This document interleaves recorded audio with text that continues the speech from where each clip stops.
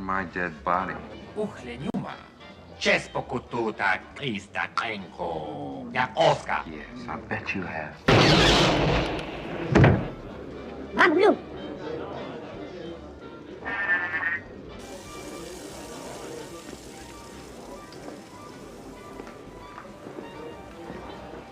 Sorry about the mess.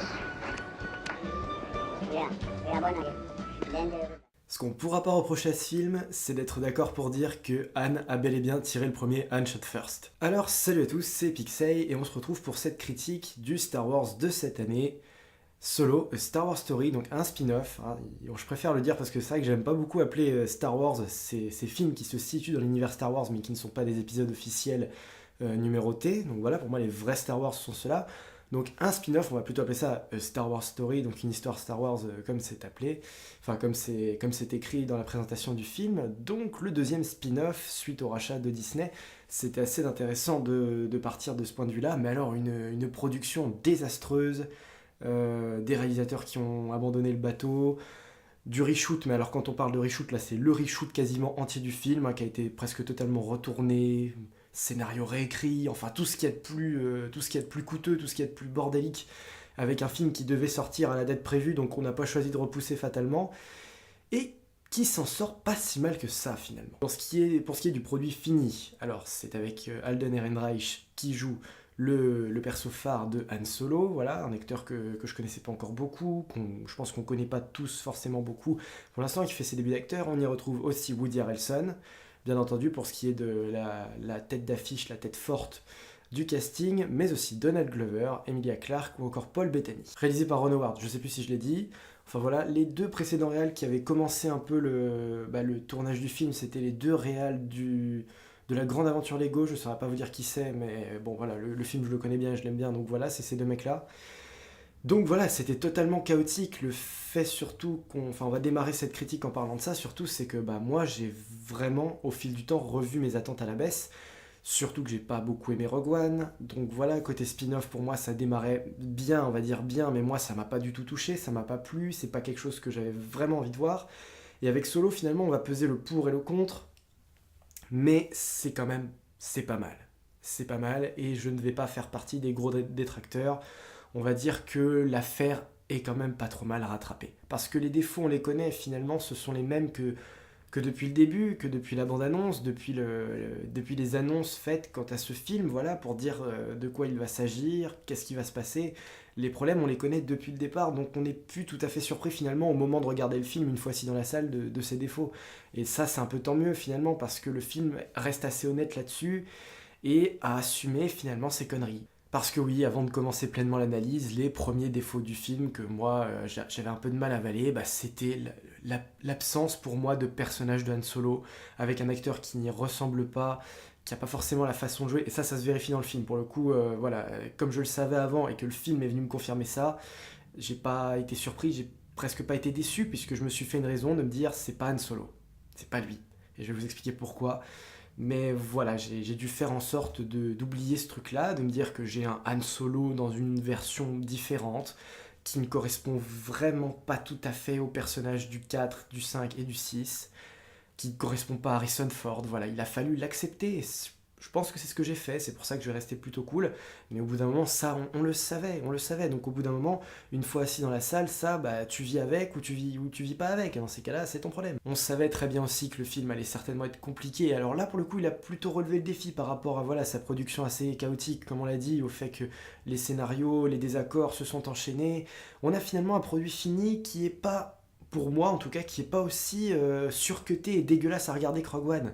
Rogue One, j'ai clairement vu les parties qu'ils avaient ôtées du scénario, j'ai vu quel personnage ils avaient choisi de ne pas développer, que là j'ai pas eu ce problème là finalement avec Solo, où tout ce qu'on m'a présenté a pour moi été plutôt bien introduit, a été suffisamment intéressant à suivre, et a été correctement développé et suivi au cours du film pour que ce soit correct et simple à suivre. Donc il y a aussi voilà, quelques petites qualités, quelques petits défis insurmontables qu'ils ont quand même réussi presque à surmonter. Ça c'est pas si mal, on va parler de plus et de moins.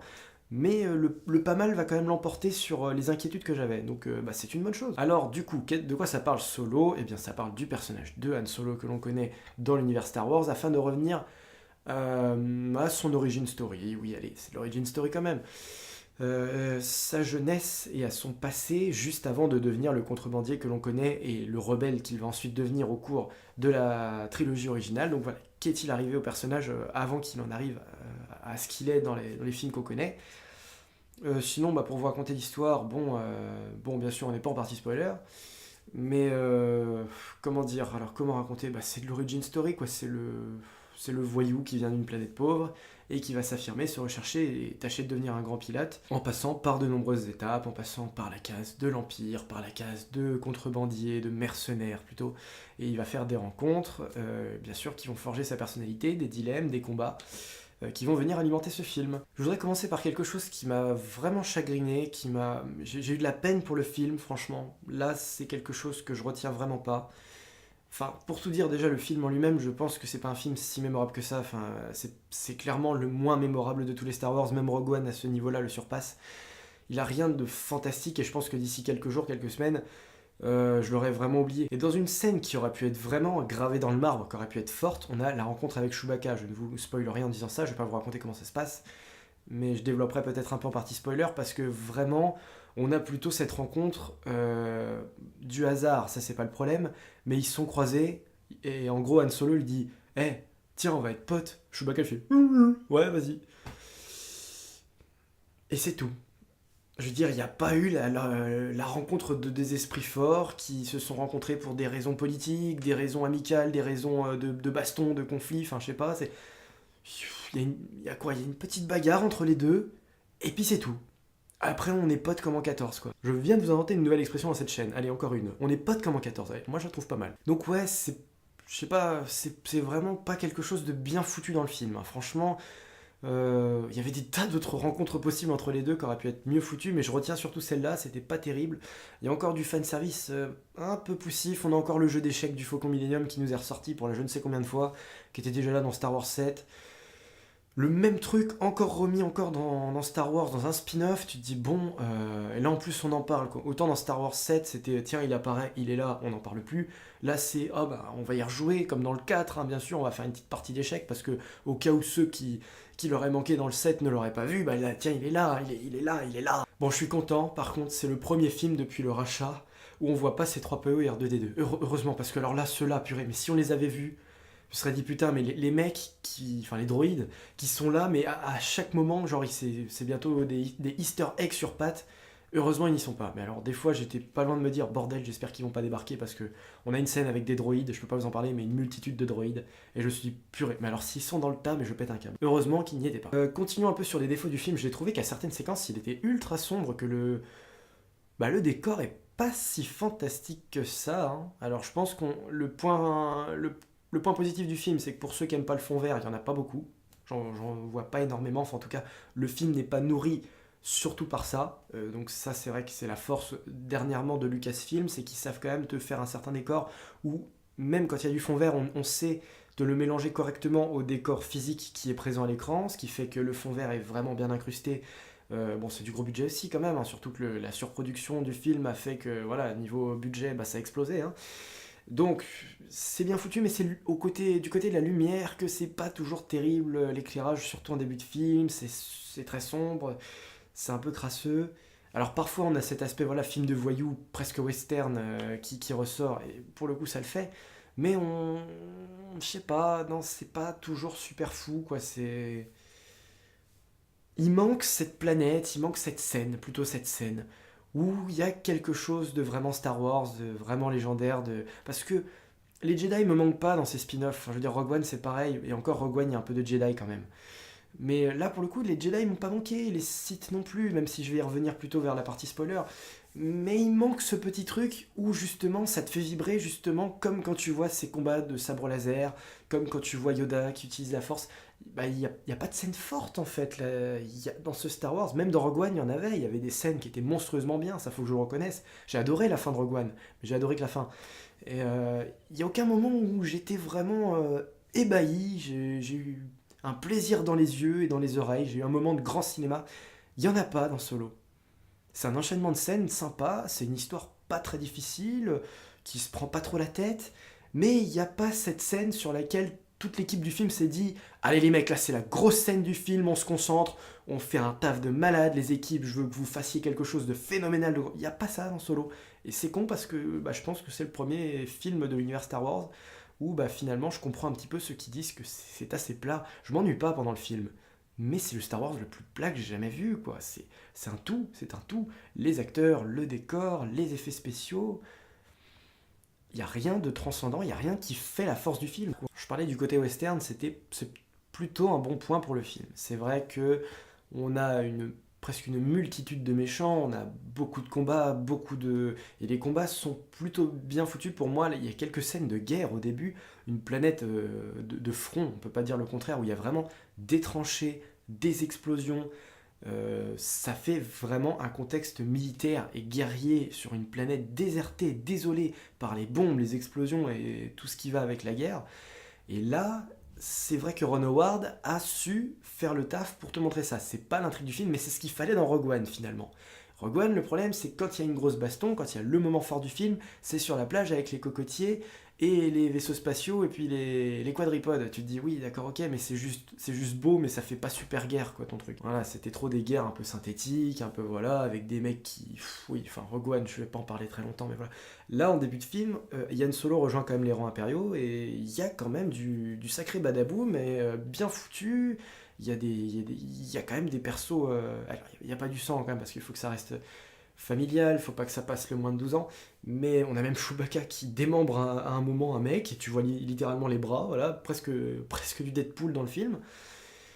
Et non, il y a quand même des trucs bien, quoi. Par-ci par-là, il y a 2-3 petits trucs éparpillés, quelques miettes, quelques passages, où tu te dis, il y a de l'idée, il y a du Star Wars, il y a de la nouveauté, mais en quantité très réduite. Bon, je pense que je vais passer à la partie spoiler, parce que bon, j'ai pas fait une partie non-spoiler hyper complète, mais je veux pas que ça dure trop longtemps, et je veux pas refaire des vidéos trop longues. Pour conclure sur ce que j'ai pas vraiment dit finalement, sans spoiler, je dirais que le film est quand même sympa, qu'il y a une bonne surprise. Une surprise qui m'a pas hyper surpris à la fin, mais bon, c'est quand même la force de chaque Star Wars aussi, c'est de venir aussi te mettre un peu sur le cul. Dans celle-là, il y a la surprise qui te met sur le cul. Disons que sans spoiler, les connaisseurs de Star Wars Rebels, eux, ne seront pas sur le cul. Ou moyennement, enfin je sais pas, enfin je veux dire, bon là pour le coup, c'est une des surprises de Star Wars en fin de film que j'aime bien, mais que j'attends de voir ce qu'ils vont en faire. Voilà, j'attends de voir ce qu'ils vont créer, voilà, je ne dirai pas plus, donc il y a quand même, rien que pour ça, ça mérite quand même d'aller le voir. Pour les connaisseurs et pour les fans de Star Wars, il y a quand même un petit truc à la fin qui mérite voilà, le détour. Et voilà, l'affaire est bien rattrapée quand même, malgré ce que je vous ai dit, le scénario est suffisamment constructif et intéressant pour que ça se prenne pas les pieds dans le tapis. C'est plutôt intéressant, voilà, tout ce qui manque en fait, c'est surtout autour de Han Solo, voilà, et c'est pas, on voit aussi que voilà, peut-être comme je vous l'ai dit, les conflits aussi d'intérêts, d'idées, ont fait qu'on n'a pas su apporter suffisamment d'informations dans le film par rapport à certaines planètes, à certaines intrigues, mais on a quand même le minimum qui nous suffit. Voilà, le scénario après, à quelques longueurs, ça c'est vrai. Sans m'être ennuyé, j'avoue quand même que au début, l'idée, c'est de te montrer Han Solo qui rejoint ce groupe de voyous. Il y a un plan à mettre en place pour récupérer un truc, puis un autre, et puis ça s'enchaîne encore un dernier. C'est voilà, tel ennemi à aller chercher, à aller voler. Enfin, ça tourne peut-être un peu en rond. On aimerait plus voir aussi la rébellion, ce genre de choses. On aimerait peut-être plus revoir un peu du côté impérial comme du côté rebelle, enfin du Star Wars, quoi. On part peut-être un peu trop loin, on part peut-être voilà, sur d'autres chemins, sans chercher vraiment à aller quelque part. Voilà, c'est vrai que pour une origin story, c'est pas ce qu'il y a de plus intéressant. Et que voilà, la trilogie originale sur les personnages de Han Solo suffit à elle-même, hein, voilà. Et pour finir, sans spoiler, dernier point, c'est que tout simplement pour moi, il y a un petit problème, c'est que on cherche à caresser les fans de la première heure dans le sens du poil, en vous apportant des films qui correspondent avant tout à la trilogie originale. Mais il n'y a pas que cette époque-là, quoi. Franchement, c'est vrai qu'il va falloir assumer un jour la prélogie, il va falloir le faire.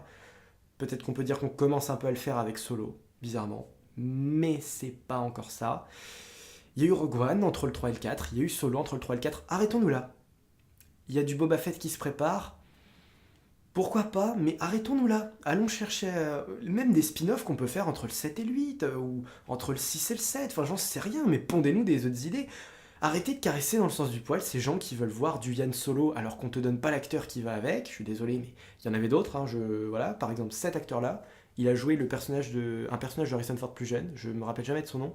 Mais quand j'ai vu qu'ils avaient choisi Alden Ehrenreich pour ce film, et je me suis dit, purée les gars, vous avez pas songé à ce mec-là, là, pour jouer Han Solo. Donc voilà, j'ai l'impression quand même que voilà, ça restera le film qu'on a pas bâclé, mais qu'on a précipité. Qu'on a précipité pour qui? Pour les fans, pour faire passer la pilule du 8 peut-être aussi, voilà, pour vous dire, ah ouais, on fait des nouveautés, mais attention aussi, on fait aussi des spin-offs pour que les fans soient pas trop mécontents, pour qu'on puisse retrouver Han Solo. Oui, mais tu le fais pas non plus dans l'intention de bien faire totalement, quoi. Donc voilà, ce serait bien que les spin-offs aient aussi un peu de couilles, quoi. Concrètement, parce qu'avec Rogue One, pour moi, il n'y avait pas de couilles. Il n'y avait pas les couilles sur la table posées, c'était sans risque, comme le 7. Enfin, il y en avait un peu, je suis de mauvaise foi. Allez, il y avait un peu de couilles dans le Rogue One. Mais pas tant que ça non plus. Et dans Solo, bah non, parce que vu que c'est pas si intéressant que ça, et que c'est pas fait jusqu'au bout dans l'idée de surprendre et de te... C'est un spin-off des plus banals, quoi. C'est très secondaire, c'est très décalé au niveau du niveau. On n'est pas sur un Star Wars, comme je vous l'ai dit. On n'est même pas sur un Rogue One, on peut dire non plus, mais bon après voilà, tout est affaire de point de vue et de perspective. Mais voilà, quoi, c'est compliqué, je sais même pas si j'ai fini la phrase que j'étais en train de faire, mais ça se laisse regarder. Après voilà, je pense que c'est la ligne jaune, enfin voilà, vraiment pour conclure la partie spoiler, je dirais plus rien après parce que je suis en train de me perdre un peu. Je dirais que Han Solo, c'était le dernier truc satisfaisant qu'on pouvait se permettre du studio avant de te dire, là, la prochaine, il faut vraiment remonter le level, quoi. Va falloir arrêter de nous prendre pour des cons, des vaches à lait. Parce que voilà, on peut pas se permettre non plus de faire du satisfaisant et du correct sur Star Wars. Non, c'est pas admissible. Ça passera une fois, deux fois, pas trois fois. Hein. Pas trois fois. Donc, on est au bord de la ligne jaune. C'est sympa, mais Star Wars, c'est pas fait pour être sympa. Hein. On veut de la légende, on veut du lourd, on veut du dantesque. Et c'est ce qu'il faudra, et il va falloir penser correctement les spin-offs pour ça. Voilà pour ce qui est de la partie non-spoiler, donc on va maintenant aborder tout ce qui est du spoil, tout ce qui est des révélations. Alors si vous n'avez pas vu le film et que vous êtes très intéressé pour aller le voir, il n'y a pas du spoiler de ouf, mais je vais quand même parler de certains trucs auxquels vous vous attendez vraiment pas. Donc il vaut mieux quitter la vidéo maintenant. Voilà, donc partie spoiler, on démarre. Alors je suis pas le premier, enfin je veux dire, j'ai pas fait la critique rapidement, donc j'ai déjà... Je me suis spoilé, clairement. Enfin j'ai regardé certaines vidéos. Je me suis pas spoilé le film, non, mais j'ai pris le risque de regarder quelques critiques avant. Et c'est vrai que certains en ont parlé avant moi.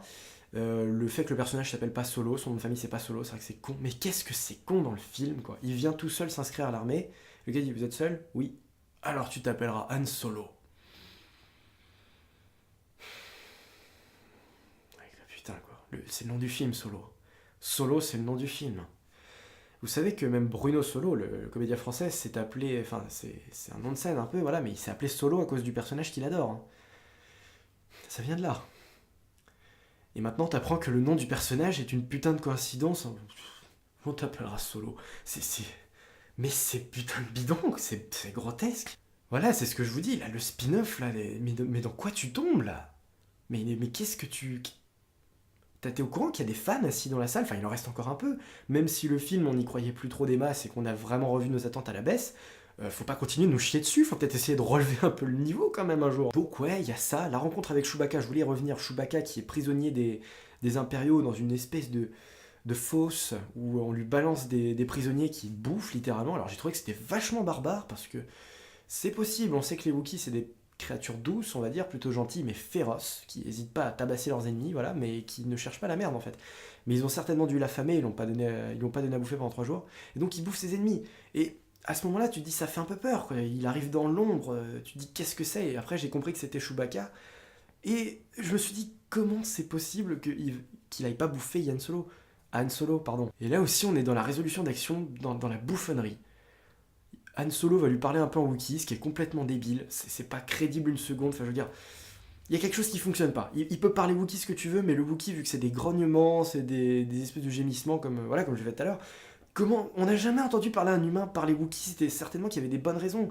Dans la trilogie originale, il parlait jamais Wookiee non plus Han Solo, c'est qu'il y avait certainement aussi des bonnes raisons.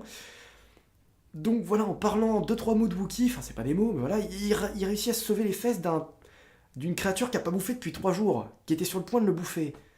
Et voilà, il lui dit, tu viens, on s'évade. Et Chewbacca, qui a pas bouffé depuis 3 jours, au lieu de le bouffer, ou je sais pas, il dit, ouais mec, fais semblant de me taper, Pendant ce temps-là, je vais essayer de buter la grille. Et après, mais en 2 secondes, ils sont les meilleurs amis du monde. Mais non, non, je sais pas, non. Mais merde, que je m'attendais pas à ça, je m'attendais à mieux. Là, pour le coup, c'est pas de la surprise, c'est de la déception, c'est un peu de la mauvaise surprise, quoi. Bon, je continue avant de passer à ce qui est positif. Il y a une histoire d'amour aussi dans le film, moyennement intéressante, qui se termine plutôt mal. Ce qui est plutôt intelligent finalement pour venir te dire que voilà. Parce que ce qui m'a dérangé, c'est de voir le Han Solo amoureux. Je dis pour moi, déjà, Han Solo, il est trop gentil dans le film, déjà d'une, ça c'est clair qu'il est pas du tout présenté comme un anti-héros. Même si à la fin il tue son pote, voilà, comme je vous l'ai montré, en tirant le premier, en attendant pas que ça se passe. Mais le faire amoureux, putain, tu vois au début du... Enfin, quand il est avec Leia, tu vois qu'il assume pas d'être amoureux, tu vois que c'est un mec qui dit ouais, je sais que tu m'aimes, mais voilà, je suis trop beau pour toi, je suis pas à prendre. Enfin, il essaie de séduire tout en faisant le mec qui est pas intéressé. Et là, pendant tout le film, le mec, mais il est tellement, tellement amoureux. Et cette nana, bien que voilà, le perso est sympa et que voilà, tu te dis, mais je sais pas, tout au long du film, j'ai eu cette pensée de me dire, tu remplaceras pas Leia, tu remplaceras pas Carrie Fisher, tu sers à rien, meuf, on sait très bien que vous allez pas être ensemble, alors à quoi ça sert d'insister autant sur la romance? Et voilà, cette romance vient mal se terminer comme je l'attendais finalement, ça pour le coup je suis plutôt satisfait, avec l'apparition de Dark Maul, voilà, qui a certainement une influence de près ou de loin sur le personnage de, comment s'appelle-t-elle? Keria. Un truc comme ça. Je vous le changerai sinon au montage si c'est pas ça, mais je crois que c'est ça. Et donc voilà, c'est vrai qu'il y a quand même une part de mystère. Et pour le coup, contrairement à Rogue One, on sent vraiment que l'action peut se prolonger via d'autres spin-offs hein, quand même, parce qu'on a l'apparition de Dark Maul à la fin. Ça veut pas dire, ça veut pas rien dire. Ça me paraît évident maintenant que Dark Maul va prendre une place dans les prochains spin-offs. Alors là, pour le coup, si d'autres spin-offs entre le 3 et le 4 sont bien alimentés autour de ça, ça me dérange pas. Reste quand même que... Voilà, bon, je crois que dans Rebels, c'est expliqué, mais Dark Maul qui revient, je pense que même dans les films Star Wars, pour ceux qui connaissent pas Rebels, il faudra quand même en parler un peu, il faudra quand même le dire, il faudra quand même étoffer, hein, mais bon. Donc il y a 2-3 petites choses pas si mauvaises que ça à prendre en compte, voilà, mais... avoir trop insisté sur ce genre de romance alors qu'on savait tous très bien que voilà, cette nana allait être évincée par une Leia qui va arriver ensuite dans les prochains films, bah voilà. C'est vrai que j'ai pas parlé de Lando non plus en partie non spoiler. Joué par Donald Glover, comme je l'attendais, c'était le seul point positif pour moi de la bande-annonce, c'était vraiment de retrouver Lando. C'est un Lando qui lui se colle parfaitement au personnage du 5e épisode. Il est exactement pareil, il est magouilleur. Il est un peu tricheur, mais il est plutôt gentil, mais c'est quand même un lâche. C'est un lâche au cours du film, il se barre sans retenue, il abandonne Han Solo, et c'est ce que j'avais envie de voir, de me dire que bah oui, Lando, il faudra attendre le 6 dans la bataille contre l'étoile de la mort avant qu'il devienne un véritable héros galactique, un véritable héros de la rébellion, parce que voilà, le mec, voilà, c'est comme Han Solo. Le problème, c'est qu'on m'a trop présenté Han Solo dès le début comme un mec gentil, comme un mec qui était prêt à aider les autres. Moi, je voulais un Han Solo qui était aussi pétasse qu'au début du 4, qui était prêt à tuer des mecs parce qu'il leur devait de l'oseille, qui était prêt à tuer des mecs parce que voilà, le gars était en train de le poursuivre, c'était un chasseur de primes qui était à ses trousses ou un truc comme ça. Je voulais voir ça, c'est dommage. On peut dire qu'il y a une version de l'histoire qui tient debout, mais qui est pas forcément celle du personnage qu'on connaît, quoi. C'est ça qui est vraiment con. Ah, il y avait un débat aussi autour du Faucon Millenium et de sa forme, parce que là, il est en triangle au lieu d'avoir le petit espace entre les deux. Bon, ça, c'est plus ou moins expliqué dans le film, mais alors ça n'aura servi à rien.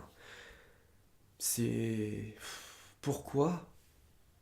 En plus, tu sais très bien qu'il s'en débarrasse. Enfin, quand il s'en débarrasse, c'est vraiment. Mais pourquoi tu l'as acheté? Fait. Oh, c'est pas grave. C'était en mode. Bah, ça servait à rien, puisqu'après, le faucon, on va le retrouver dans les autres films normalement. Enfin.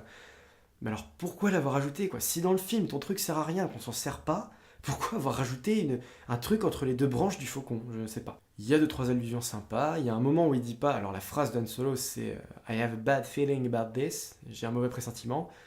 Et dans ce film, au lieu de dire ça, il dit j'ai un bon pressentiment tout à coup. Enfin, il dit ça. Et pourquoi pas? Ça, c'était pas plus mal, c'était pas plus bête, pour montrer que c'est le Han Solo d'avant, qui n'est pas forcément le Han Solo flippé qu'il est après dans les autres épisodes, parce que c'est vrai qu'il a tendance à perdre son sang-froid, Han Solo, ça c'est vrai.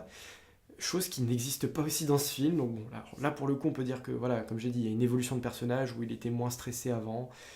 C'est pas si grave, mais voilà, on retrouve pas le même Han Solo, il faut se faire une raison, hein. C'est pas le même. S'il y a une chose qui a été plutôt bien exploitée, pour terminer là, c'est ce que j'ai noté pendant le film, j'ai pris quelques notes, enfin j'ai pris en note 2 mots, d'habitude c'est un peu plus, mais là j'ai trouvé que ça, parce qu'après le reste je m'en souvenais plutôt bien, mais c'est à contre-courant, bah il y a une scène de baston, normalement, enfin la scène de guerre, où toutes les troupes militaires se dirigent, je sais plus, alors je sais pas si c'est vers le front ou vers une solution en retraite. Et enfin, lui est toujours à contre-courant. Toujours à contre-courant. C'est pareil quand il est aussi dans l'aéroport du Kalisbar, enfin l'astroport. Il est toujours à contre-courant des gens pour montrer qu'il ne suit pas le mouvement. C'est le seul à ne pas porter un casque aussi pendant la scène de guerre. Donc ce qui fait qu'il n'est pas comme les autres, il ne suit pas comme un mouton. Il réfléchit plus par lui-même. On voit aussi au début, ça c'était intéressant. C'était vraiment ce que je voulais voir et ça ne dure pas. Il tient tête à son lieutenant en lui disant « Ouais, pourquoi dire que c'est eux qui sont en train de nous faire la guerre, c'est nous qui avons envahi cette planète. Alors voilà. Et c'est le seul à vraiment tenir tête comme ça, à vouloir... On sait qu'au début du film, le début du film en fait est pas si mal, il tient la route, c'est ce qu'on voulait voir, et c'est raccord. Et on a Han Solo qui défie la loi, qui est jamais d'accord, qui est prêt à... Voilà, qui est du bon côté, tout en ignorant les règles, tout en ignorant les lois. Et c'est à partir du moment finalement où il a trouvé sa petite team, sa petite bande, qui commence à faire des choix beaucoup plus rationnels, et raisonnable, et qui devient finalement le héros qu'on n'attendait pas et qu'on n'espérait pas. Donc finalement, voilà. C'est un film que je reverrai sans doute. Ah mais alors pas des dizaines de fois, pas me le rethéma. C'est un spin-off très léger. Et voilà, va peut-être falloir commencer un peu à se remettre en question, à arrêter les conneries, à arrêter les coups de surproduction pour des films qui s'en sortent bien, mais... ça s'en sort bien, j'en ai marre de dire ça quoi. C'est un petit retour gagnant. Voilà, je pense que j'ai plus rien d'autre à dire pour Solo et Star Wars Story. On va pas éterniser le débat. J'ai du film sympathique. Hein. Pour moi, c'est pas ce que je cherche à voir quand je vais voir du Star Wars. Je me suis fait à cette idée. Je m'y ferai pas à chaque fois. Hein. On se fera pas tous les jours à l'idée d'aller voir un film Star Wars en se disant, écoute, voilà, on a fait notre soirée. Point barre. Non. Je vais voir du Star Wars pour qu'ils rejoignent cette collection, pour que je les achète en Blu-ray, pour que je m'en souvienne dans 20 ans, pour que je me dise que le film a été productif, a été prodigieux, est venu pour apporter quelque chose de plus à cette saga, et voilà, Solo n'a rien fait de tout ça concrètement. C'est un petit bonus pas super bien foutu à tous les étages dans la saga Star Wars, voilà, point. Bref. Merci à vous d'avoir suivi cette critique de Solo et Star Wars Story, on se retrouve bientôt pour une vidéo de bienvenue à bord au parc Astérix. Ça fait longtemps que je l'annonce, mais elle va plus tarder à se faire, voilà, d'ici une semaine ou deux maintenant. Et puis nous avons également la critique de Jurassic World qui se fera, je ne sais pas quand, mais qui se fera rapidement aussi pour sa sortie ou peu de temps après. Notez que pour cette critique d'ailleurs, je serai à deux, mais ce sera pas avec Fabien, ce sera certainement avec un petit nouveau, voilà, le moment venu, c'est pas encore sûr. Mais voilà, on devrait être deux, et pour un débat, voilà, sur cette sortie de Jurassic World The Fallen Kingdom que j'attends, qui est le prochain film blockbuster que j'attends avec impatience. Voilà, entre deux pourront venir... Enfin, il y aura peut-être d'autres critiques qui viendront se glisser entre deux, c'est possible. Et pour le reste, voilà, peut-être d'autres vidéos actu. Il faut aussi, oui, il faut que je vous fasse les prévisions de la seconde moitié de l'année 2018 par rapport aux licences fortes voilà, qui vont arriver sur cette seconde moitié d'année. Ça va arriver aussi dans le courant du mois de juin. Alors en fin de compte, Solo, ça rattrape bien l'affaire, on peut s'y intéresser de près ou de loin, c'est pas forcément ce qu'il y a de mieux, mais étant donné mon retour, voilà, si ça vous intéresse, oui, allez, je vous conseille d'aller voir Solo et Star Wars Story. Salut à tous et à la prochaine.